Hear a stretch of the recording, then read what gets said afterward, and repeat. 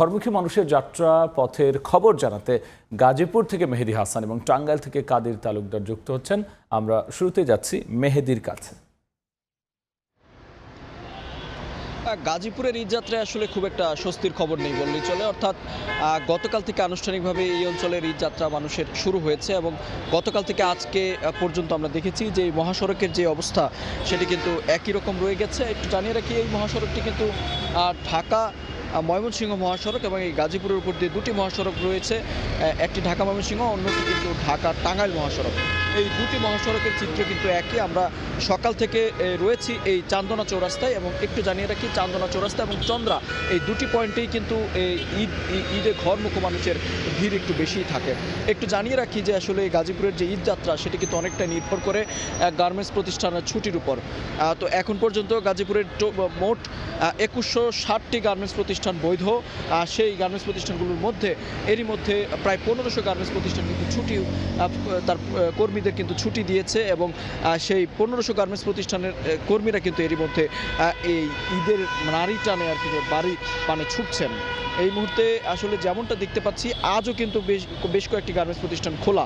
এবারের কিন্তু যে ব্যতিক্রমী পরিকল্পনা নেওয়া হয়েছে আইন শৃঙ্খলা বাহিনী বলেন, সরকার বলেন এবং ইন্ডাস্ট্রিয়াল পুলিশের যে যৌথভাবে পরিকল্পনাটি, তাদের কিন্তু ধাপে ধাপে এই গার্মেন্টস প্রতিষ্ঠানগুলো ছুটি দেওয়া হচ্ছে, যার ফলশ্রুতিতে একেবারে যে চাপ সেটি কিন্তু আসলে একেবারে হঠাৎ করেই পড়বে না, সেটি ধীরে ধীরে। অর্থাৎ গতকাল থেকেই আমরা দেখেছি মানুষজন বাড়ির পানে ছুটছেন, আজও সেই সংখ্যা আসলে ক্রমশ বাড়ছে এবং আজকে আসলে বাকি যে প্রতিষ্ঠানগুলো রয়েছে প্রায় 66% গার্মেন্টস প্রতিষ্ঠান ছুটি হয়েছে গতকাল পর্যন্ত এবং আজকে বাকি গার্মেন্টস প্রতিষ্ঠানগুলো ছুটি হলে তারপর আসলে বিকেল নাগাদ সেই চাপটা কিন্তু আরও বাড়তে পারে। একটু জানিয়ে রাখি যে মহাসড়কের যে চিত্র সেটি কিন্তু আইন শৃঙ্খলা বাহিনীর সদস্যরা প্রাণপণে চেষ্টা করছেন, তবে সেই চেষ্টাটা কিন্তু কোনোভাবেই শতভাগ সফল হচ্ছে না। তার কারণ যদি একটু জানিয়ে রাখি, বেশ কয়েকটি নিয়ম শৃঙ্খলা আসলে বেঁধে দেওয়া হয়েছিল ঈদে ঘরমুখো মানুষের জন্য। ব্যক্তিগত পরিবহন বলেন, বাস, ট্রাক, সেগুলোর বিশেষ করে বাসের ছাদে যাত্রী ওঠানামা এবং ট্রাকে করে যাত্রী আনা নেওয়ার যেই বিধিনিষেধগুলো ছিল সেই বিধিনিষেধগুলো কিন্তু কোনোভাবেই মানা হচ্ছে না। শুধু আইন শৃঙ্খলা বাহিনী নয়, সেইগুলো রক্ষণাবেক্ষণ দেখভালের দায়িত্বে রয়েছেন ভলান্টিয়ারের কিন্তু একটি বিশাল সংখ্যক একজন ভলান্টিয়ার রয়েছে। একটু আপনাদের দেখাতে চাই যে যানবাহনের এত পরিমাণে চাপ যে আসলে পুলিশ এই মুহূর্তে আমরা দেখতে পাচ্ছি বিকল্প যে সড়কটি অর্থাৎ ঢাকামুখী যে লেনটি, সেই লেনটিও কিন্তু সে খুলে দেওয়া হয়েছে উল্টো পথে আসলে যানবাহনের চাপ কমানোর জন্য। শুধু এই পরিকল্পনা গতকাল থেকে আমরা দেখছি এবং এভাবেই কিন্তু চেষ্টা করা হচ্ছে যে কোনোভাবেই যেন সড়কে ভোগান্তির সৃষ্টি না হয় ঈদে ঘরমুখো মানুষের। তবে সেই চাপ আসলে খুব বেশিক্ষণ আসলে স্থায়ী করা যাচ্ছে না। সেই অর্থাৎ যখনই এই খুলে দেওয়া হয় সড়কটি, তখন কিছুক্ষণের জন্য চাপ কমলেও কিন্তু সেই অর্থাৎ এই ঢাকামুখী লেনের সেই চাপটি আবারও কিন্তু ঢাকা থেকে যে যানবাহনগুলো ছেড়ে আসে সেগুলো কিন্তু বেরিয়ে যায়। একটু জানিয়ে রাখি যে ঢাকার উপর দিয়ে আরেকটি মহাসড়ক, নতুন একটি এক্সপ্রেসওয়ে কিন্তু চালু করে দেওয়া হয়েছে এই ঈদ উপলক্ষে। ঈদের আগে 5 দিন এবং ঈদের পরের 5 দিন ঢাকা বাইপাস এক্সপ্রেসওয়ে, সেই মহাসড়কটি ধরে কিন্তু সরাসরি উত্তরবঙ্গ থেকে চট্টগ্রামের পথে যাওয়া যায়।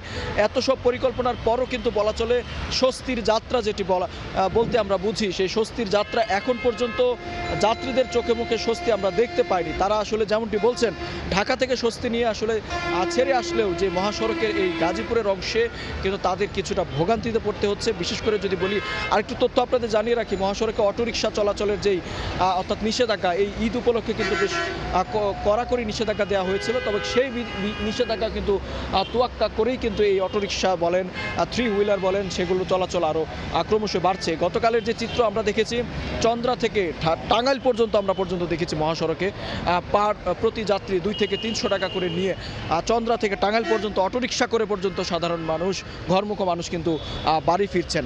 তবে সেগুলো দেখভালের দায়িত্বে যারা রয়েছেন পুলিশের পক্ষে সাথে আমরা কথা বলেছি, তারা যতটুকু বলছেন যে আসলে সাধারণ মানুষের সচেতন হতে হবে সেই বিষয়টিকে, বিশেষ করে যাত্রীদের যেমন সচেতন হতে হবে, তার পাশাপাশি চালকদেরও সচেতন হতে হবে।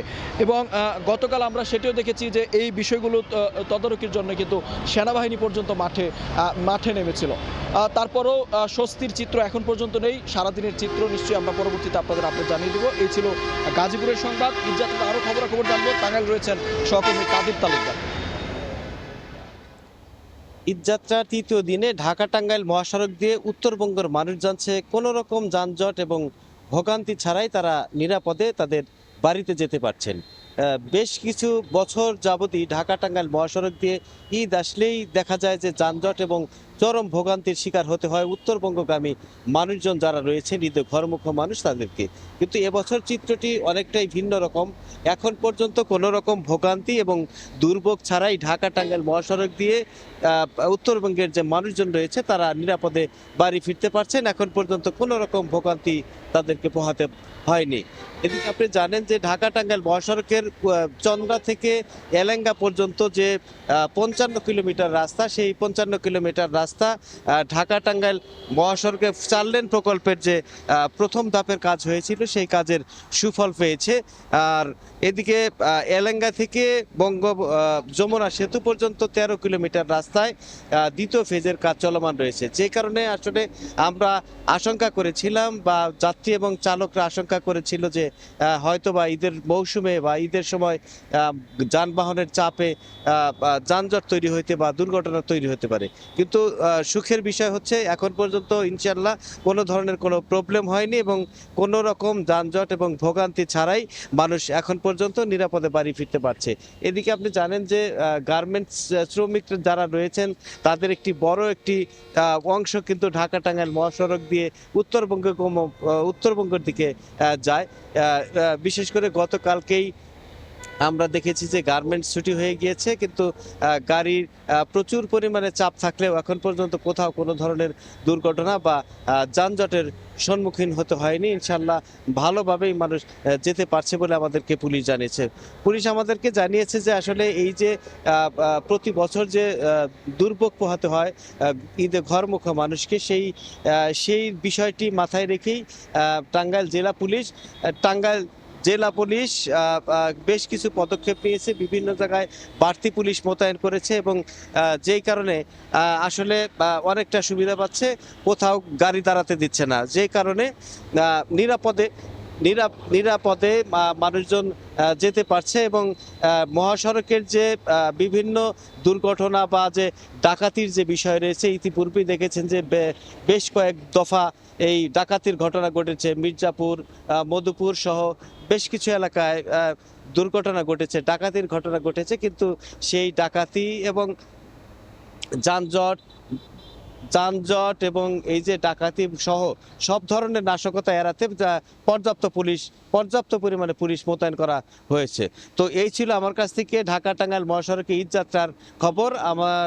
আমরা এখন চলে যাচ্ছি সাভারে সহকর্মী মুজাফফর হোসেন জানাবেন ঈদ যাত্রার সেখানকার খবর। ঈদ কাফেলার এই যাত্রায় ঢাকা থেকে উত্তরবঙ্গগামী যে যানবাহনগুলো আছে ইতিমধ্যে আমরা দেখতে পাচ্ছি যে মূলত এই ৭ম দিনে এসে মূলত আমরা দেখছি যে ঢাকা থেকে অনেক গাড়ি ছেড়ে এসেছে এবং এই বাইপাল স্টপেজে এসে অনেক গাড়ি দাঁড়িয়ে আছে এবং অনেক যাত্রীরা কিন্তু ইতিমধ্যেই তারা টিকিট কেটেছে। আমরা দেখতে পাচ্ছি সেটা হচ্ছে ঢাকা আরিচা মহাসড়ক এবং নবীনগর চন্দ্রা মহাসড়কটি ব্যস্ত সড়ক। আপনারা জানেন যে মূলত এলিভেটেড অ্যাক্সেসের কাজ চলার কারণে কিন্তু এই সড়কে তীব্র যানজট হওয়ার কথা রয়েছে এবং সেই লক্ষ্যে কিন্তু আমরা দেখতে পাচ্ছি যানবাহনগুলো চলছে এবং বাইপাস হয়েও কিন্তু যানবাহনগুলো যাচ্ছে। আপনারা জানেন যে ঢাকা হয়ে কিন্তু মূলত উত্তরবঙ্গে যেতে হলে এই নবীনগর চন্দ্রা মহাসড়ক হয়ে কিন্তু 22টি জেলার মানুষ কিন্তু এই সড়কটি ব্যবহার করে থাকে। আমরা সকালে দেখেছিলাম যে অনেক যানবাহনের চাপ বৃদ্ধি পাচ্ছে, এখনো কিন্তু পর্যাপ্ত যানবাহন রয়েছে এবং তারা টিকিট নিচ্ছে। জানেন যে ঢাকার এই আশপাশের অঞ্চলটি শিল্পাঞ্চল, একটি অধ্যুষিত অঞ্চল, যার কারণে কিন্তু 10 থেকে 15 লাখ শ্রমিক এখানে কাজ করে এবং আমরা জানি যে 4টি ধাপে কিন্তু শ্রমিকদের ছুটি দেওয়া হয়েছে যাতে সড়কে বা রাস্তায় যাতে যানজটে না পড়তে হয়। এই লক্ষ্যকে কেন্দ্র করে কিন্তু নবীনগর চন্দ্রা মহাসড়কটিকে টার্গেট করে কিন্তু ট্রাফিক পুলিশ এবং শিল্প পুলিশ একই সাথে মালিক পক্ষ বসে কিন্তু একটি সিদ্ধান্ত নিয়েছিল যে 4 দফায় তারা ছুটি দেবে। সেই মোতাবেক কিন্তু এখন সবারই ছুটি হয়ে গিয়েছে এবং গার্মেন্টস কারখানাগুলো ছুটি হয়ে যাওয়ায় কিন্তু আজকেও গাড়ির তীব্র যানজট হতে পারে এমনটি শঙ্কা করছে। তো এই আমার কাছে নবীনগর চন্দ্রা মহাসড়ক থেকে এই ছিল সড়কের দুর্ভোগ সম্পর্কে বা যানজট সম্পর্কে সর্বশেষ তথ্য। ঈদে ঘরমুখো মানুষের খবর নিয়ে আমরা সরাসরি ছিলাম সাভারের নবীনগরে, একই সাথে এর আগে যুক্ত হয়েছিল টাঙ্গাইল এবং গাজীপুর থেকে।